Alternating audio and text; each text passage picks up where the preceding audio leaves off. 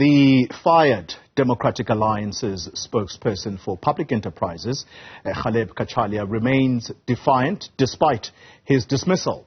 Cachalia says while he respects the Democratic Alliance's decision to sack him, he stands by his condemnation of Israel's continued bombardment of Gaza. The Democratic Alliance saying Cachalia went against the party's position not to speak publicly about the issue. Well, Cachalia joins me now to discuss this. And Mr. Cachalia, thank you very much for your time.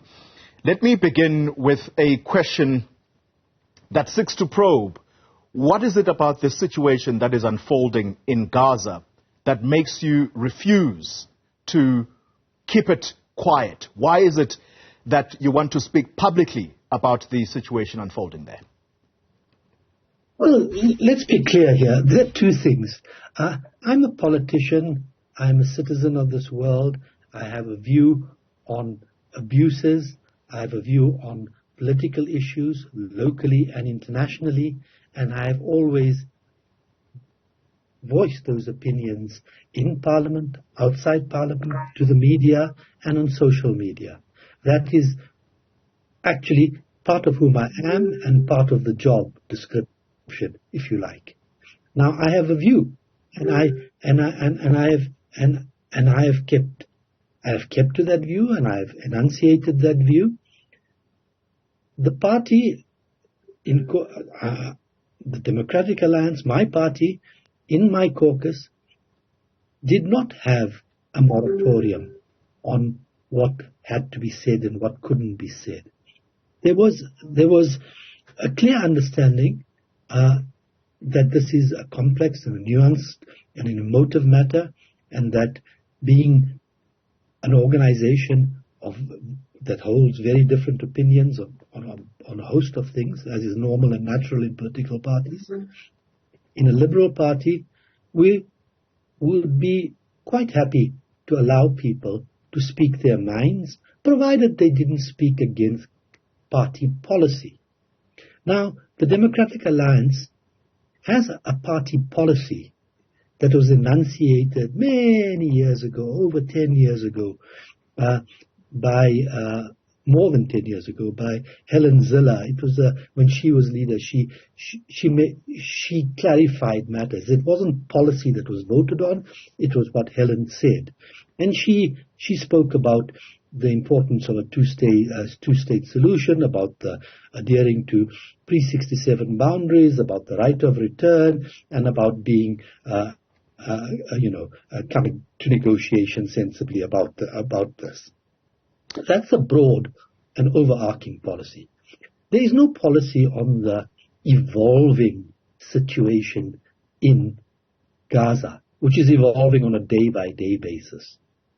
And one can say, goodness, how terrible, 1.5 times the tonnage of bombs that were dropped on Hiroshima have been dropped recently on Gaza, and leave people to make their minds up as to what that means. Or you can say, goodness, this sounds like an evolving genocide to me. But there was no moratorium on it. And if there was a moratorium on it, then I'd like to be told that there is a moratorium, or there was a moratorium, because that's fundamentally liberal. There's something in that letter of your dismissal, Mr. Cachalia, where John Steenhuisen, as he writes to you, he seems to suggest that there is a particular divisiveness about this matter in the manner in which you have dealt with it. Has this matter divided the Democratic Alliance? No, the Democratic Alliance is in many ways a broad church of liberal people who subscribe to a set of values and principles that draws them together. On specific issues, people have different views sometimes. there are people who have views on abortion, who are pro it, and those who are against it.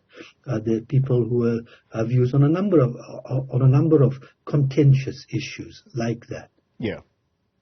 There are people who have views on Israel and Gaza and what's happening in Gaza currently that don't speak the same language. But that is the nature of politics. That is the nature of political discourse and understanding. To realize that while we may have diverse views on certain issues, we are united in purpose, and we are able to deal with these things wisely and sensibly. Were you aware? Let me ask you the question. Were you aware that the party had designated one person to speak on the Middle East matter? No. Like all shadow cabinet ministers, the shadow cabinet minister for foreign affairs, or DIRCO, it speaks on these matters. They will issue statements on these matters, and they will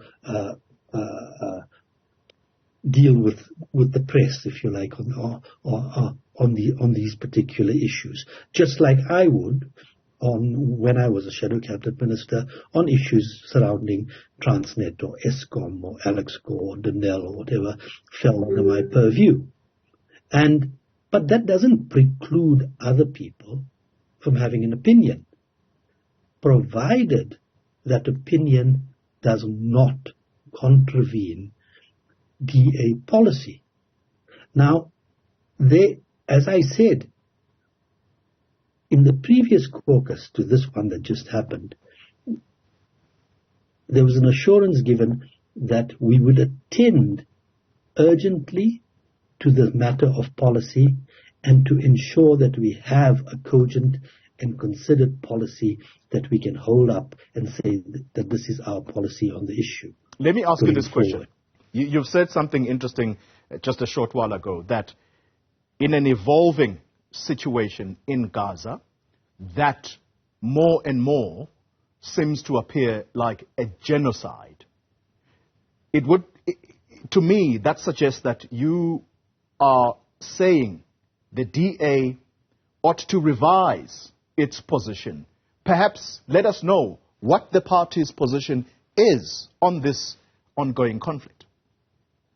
I would love a clear directive. I wrote to Mr. Steenhuisen yesterday.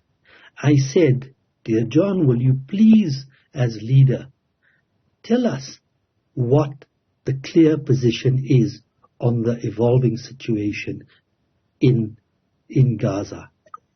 And I said that would assist us in making statements, in talking to people, and in dealing with the media, both mainstream and social media.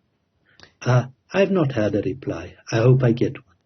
Do you want the Democratic Alliance to come out categorically? Because it would appear that you've analyzed the situation, and in your view, as you use the word, what is unfolding in Gaza is a genocide. Would you want for the DA to condemn the disproportionate retaliation by Israel on the civilians of Gaza? If there was a process where I was invited to sit around a table currently and to say, you are someone with a stake in this, you're a key stakeholder in the party on this particular matter, what are your views? I would put my views forward and say that as I've said before, I condemn as utterly reprehensible Hamas's attack. I think that Israel's response was disproportionate. And I think that what is going on currently in terms of that disproportionate response in Gaza, where people are being corralled and bombed literally to smithereens while lifelines are cut off, is absolutely untenable. In view of that, my view would be, and I'd put this to the party, or to the policymakers, I would say that in view of this, I think we should call for a ceasefire, and we should call for the stakeholders there to get around the table to ensure that they deal with this. Because if you don't speak to your enemies, who are you going to speak to deal with the situation? Your friends? There is a particular line that the government of South Africa has decided to take here. And it is the side of Palestine, because the government, when it decided that it was going to take a non-aligned stance on the Ukraine-Russia matter, they have said in this particular one that Israel is implementing what we here in South Africa viewed and has been condemned by the world as a crime against humanity, and that is apartheid. Does the Democratic Alliance believe that what Israel is doing to the people of Palestine is indeed apartheid? Well, you can't put your finger on what the Democratic Alliance believes, because, as I've said, there is no policy in this particular area. The policy, or the only policy that we have, is the policy that I alluded to, which Helen Ziller put forward when she was leader, and she made those particular statements. My own view is that this is a complex matter. This is up to the people of that region to deal with. As South Africans, we have been through a period of reconciliation, and we have entered war. There are other examples. The peoples of Northern Ireland and Britain did the same in dealing with what we call their troubles. Yeah. If there is a need, call in people from Northern Ireland who are experienced, or people from our country to advise and assist or contribute to the peace process there, then I'm all for it. And that would require, if that requires the dismantling of certain measures in that area which go against international law, then that has to be done. Final question to you. You've said in your tweet that you will not be silenced. Let me ask you a question that is twofold. Your conscience clearly does not allow you to keep silent about what you believe is genocide that is taking place in Gaza. Are you planning to resign from this party? Because on the one hand, you're saying you remain a loyal member of the DA. Or are you waiting to be fired? Because by merely agreeing to conduct this interview, it would seem that you are possibly in further violation of the DA's stance on this matter. No, I'm not in violation of the DA's stance on this matter, because I told you we don't have a stance. You asked me in this interview to come along in this interview to explain the circumstances around my dismissal from the shadow cabinet, which I have done. Now, let's be clear. It may have been misinterpreted, but when I said I will not be silenced, I put that on social media, not in reference to the party, because I don't believe that the party ever silenced me. And if the party sought to silence me, then they must say so. But they haven't said so. So you tweeted in your personal capacity? No, I didn't tweet him. Of course I tweeted. There's no such thing as a personal capacity. I'm a member of the DA. It will be seen to come from there. However, when I said I will not be silenced, it was not in reference to the party.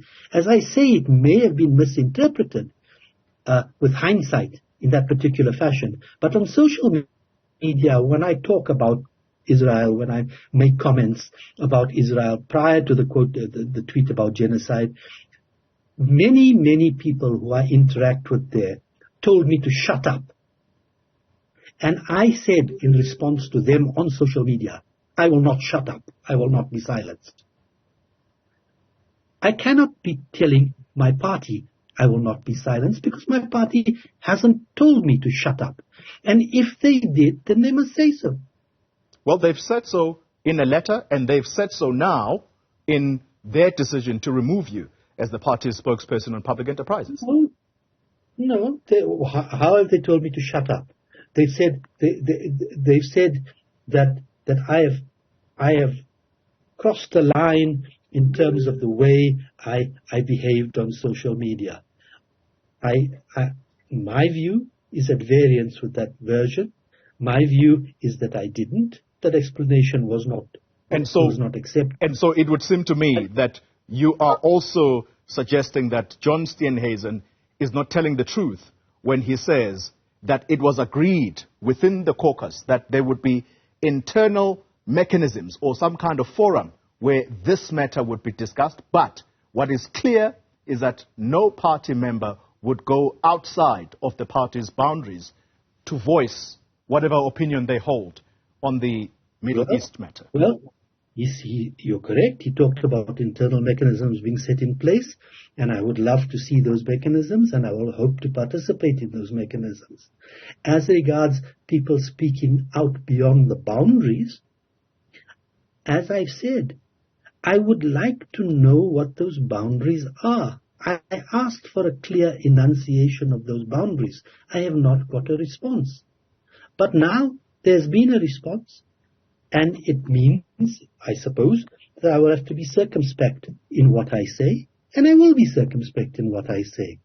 But, as I say, and I always have, I will speak truth to power, because that has been my mantra all my life.